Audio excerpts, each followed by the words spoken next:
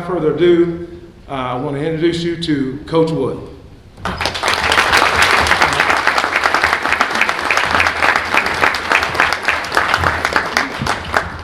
Thank you, Milton. Appreciate that.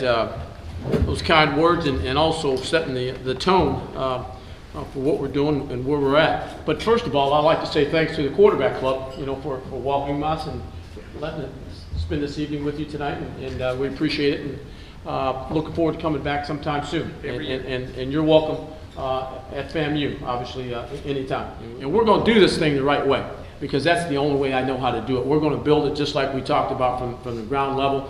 And again, FAMU is a great historic institution. Obviously, there's been some great coaches that have come through the ranks at Florida A&M University. And again, I know I'm standing on the shoulders of giants for sure.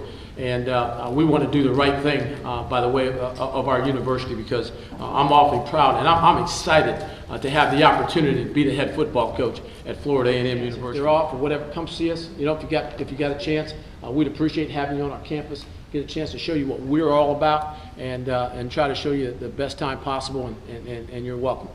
With that, I'm going to close and say thank you very much for your attention here tonight. I appreciate it, and go Rattlers.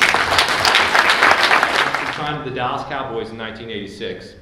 And was Jimmy Johnson the coach at that point when he signed? Coach Landry was the coach at first. No, yes, 1986. So then, in 1992, which is 6 years later, Nate becomes an All-Pro for the next 6 years, wins 3 Super Bowls, is listed as one of the top 50 all-time Dallas Cowboys at number 31, ahead of players like Walt Garrison and the famous Mike Ditka, who was a Cowboy.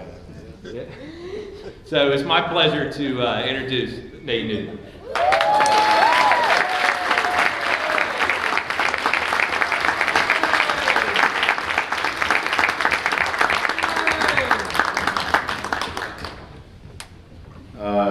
Wow. This dude here, man, you and Abraham Lincoln. He ran for president like 20 times, Abraham Lincoln, before he won. So you got a shot. You got 15 down, and you get that.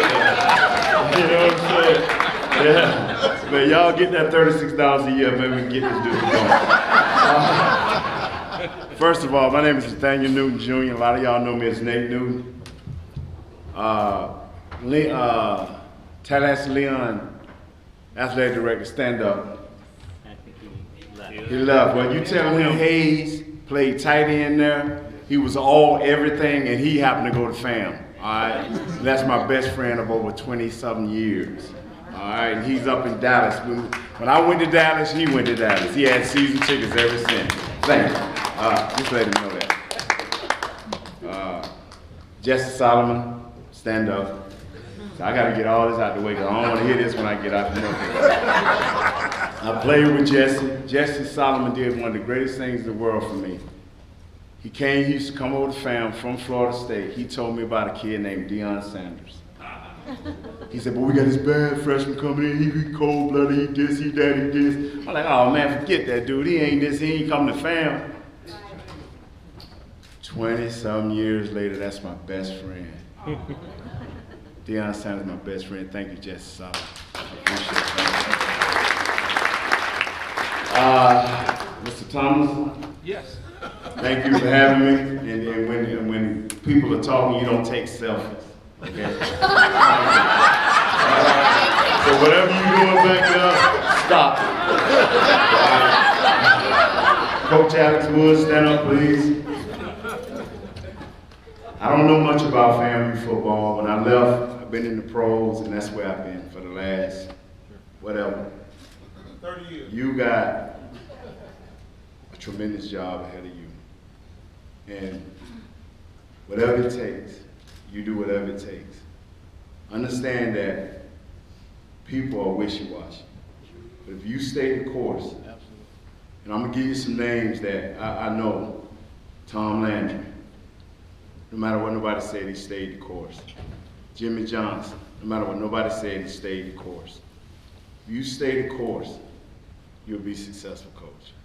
God bless you. Appreciate that. All right, let me get all this out of the way. I I do ESPN radio, pre-game, home games and away. I do Fox post-game, home games and away. I do TV for the Dallas Cowboys. I do a show called The Insiders that come on every Tuesday night. I do an hour a day. It's 12:30 to 1:30. It's called Talking Cowboys. DallasCowboys.com is how you get there. Okay, all that out of the way. Thank you.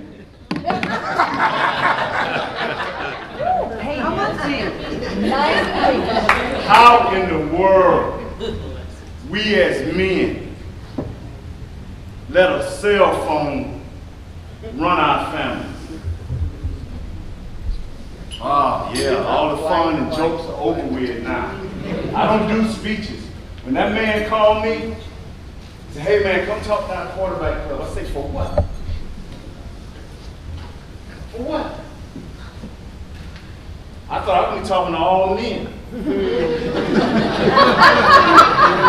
I'm serious. And then I talked to Patrick and he said, oh no, there's gonna be some women there too.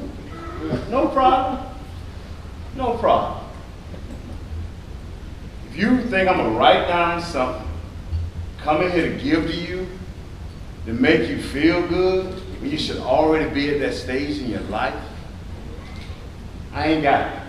I'm not your cheerleader. I ain't gonna do no pep rallies, but I am gonna do things that make you think. Now back to the men. Why in the world, when you go out to dinner, not in here, I know it's not in here, but the majority of the time, you let people talk on a cell phone, a text on a cell phone, Instagram on a cell phone. When you take your significant other, your wife, your kid, your nephew, your niece out to eat or to any type of function, please leave the cell phone in the car.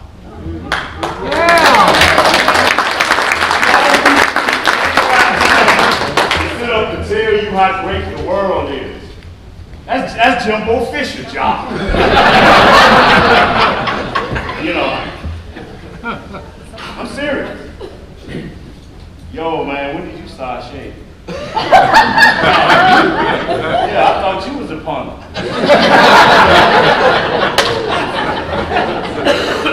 I thought it was just your little brother.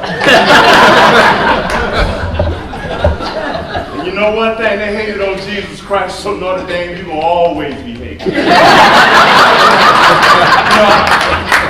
don't have time to come in here and be down. See, because I done, in my lifetime,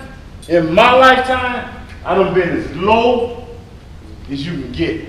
Now I've been to the mountaintop, not the ultimate one now, not the judgment mountaintop, but pretty close. By people standards, Super Bowl, not one. I got LeBron, not one. Yeah, 3. Let me tell you something about life.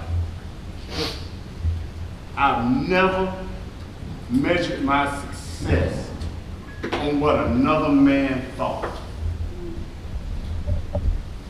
Ever. Just someone knew when I was the craziest dude in the world. Could never do nothing right. But I knew one thing. I knew one thing in life. You weren't going to tell me what to do, and you weren't going to tell me what to do, and you weren't going to tell me what to do, because you weren't going to decide my fate. Beautiful parents. Daniel Newton Sr.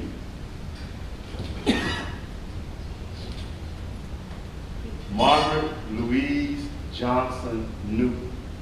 That's my second mother.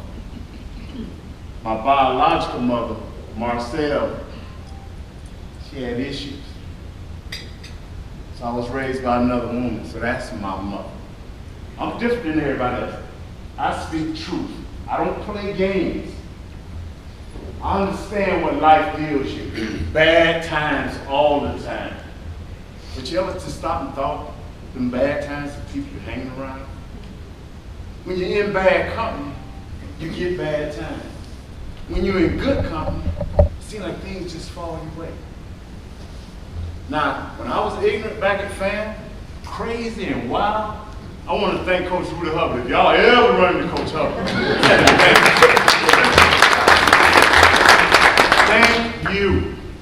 Coach Woods, you got some of the same dreams Coach Hubbard had. Well, you got John.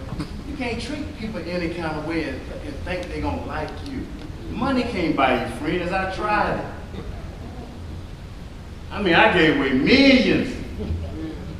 When the millions went, they went right with it. Try being friendly, man. Try speaking to people. Sometimes give more than what's asked. Nobody owe you nothing. People that owe you something is your mother, your father. They the ones that's supposed to be smart enough to plan for you. But when you get a certain age, like my daddy, bless my dad, he gone, bless him. My dad said one time, hey son, you grown. Do what you want to do. And I looked at my daddy, you right, I'm wrong. Is that right?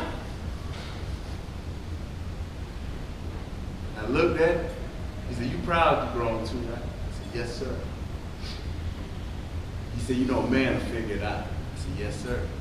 He said, that $200 you need, that you want me to loan, you can figure out how you're going to get it. See, when you grow up real quick, and you want to be the man or the woman, it's some responsibilities that come with that. It's some responsibilities that come with that. One thing I never be is late. I don't go to church late. You know what's the most disrespectful thing in the world? Is to walk into somebody's church and say, you know what, this is how I do it. If church started at 8 o'clock, why you can't be there 5 minutes till? You think you're disrespecting the church, you're disrespecting God. And it ain't gonna change. Oh, I just get dressed like that and it takes my time. You know, my wife used to tell me that. I just pull right on off of me. Now, how you gonna tell me? See, I don't do speeches now. I jump back to the zoo. But see, you gotta understand who you're dealing with. See, I ain't never had a down day in my life. That's the problem with y'all. You walk around saying, I believe in God. God is my Savior. Jesus Christ, holy. As soon as your bank account gets short, you think about it? All the time you do. But when your bank account is full, do you think about it? See, I don't care nothing about a speech. All I want to do is just make you think. All I want to do is make you think. I don't owe y'all nothing. Y'all don't owe me nothing. But since y'all think I'm good enough to be standing up talking in front of you, I'm going to talk to you. I ain't going to give you no speech. I'm going to talk to you. Now, I'm going to open the floor for questions. Well, understand, I ain't your 5th grade teacher. So when you ask, ain't no question dumb. All right, try it. That's my homegirl right there anyway. Sit down, baby girl. That's my homegirl right there. Y'all still behind my dad's gas station? Not literally, just down the road. Now they have a house. They That's the man that he runs. So all that chaos you hear about, maybe that's happening somewhere else, but that don't happen with the Cowboys. Not when I play. Now on defense, they want smart. You got to talk to Jesse. all they do is hop. All they do is hop. You know, this Deion Sanders talking to Charles Haley. Deion don't cuss, so everything is mess. Man, y'all need to get y'all mess together. Y'all need to rush the pass because I'll be a mess. You know, I'm like, Charles cuss. I'm not gonna tell you what Charles Haley said. So Charles like, You know, get an interception. He like, well, move to rush the passer, man, with all that mess. You know? So they talking to each other. They can do that. You know, because basically those guys know how to line up and react. We got to execute a certain way. We got to go up there if it's an over, under, but I got a man over my head, a man outside of me, a man inside of me. I got to know. I got to know whether the ball going to the right or the left, whether I'm going to cut off, whether I'm going to fall back, whether I'm going to pick up a blitz. All of this stuff is going on. And I wasn't smart. I wish I could say I was intelligent. I wish I could say I had a 3.1 like this other gentleman. My son graduated with a 3.3, so I'm proud of you, baby. And you're offensive lineman, so I know you got a 3-something. You better have a 3-something. Actually, I don't want to embarrass you. But anyway, I wasn't smart. Tell your friend to grow up. You know, the worst thing in the world, you can come to me about your kid and say, I want you to talk to my son. And I say, why? He's got a problem or she's got a problem. I said, well, why don't you talk to him? Why don't you be the parent? They said, well, you know what? They want to give me the dad's story or the mama's story. Well, the mama ain't there and the dad ain't there. Tony Hayes, my best friend, since 1979, he was a one-parent family. His mother, Muddill, who brought everybody in her house from FAMU. She raised Al Hayes, who graduated, Tony, Wilma Hayes, her nephews. Don't tell me about it. I ain't got nothing to say to these kids. I got something to say to you parents.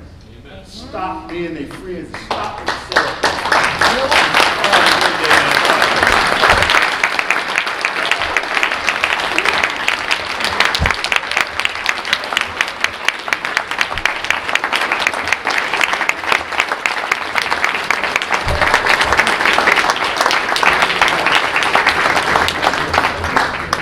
Nate, we've got a gift for you, but before I give you the gift... There ain't no golden whistle, please.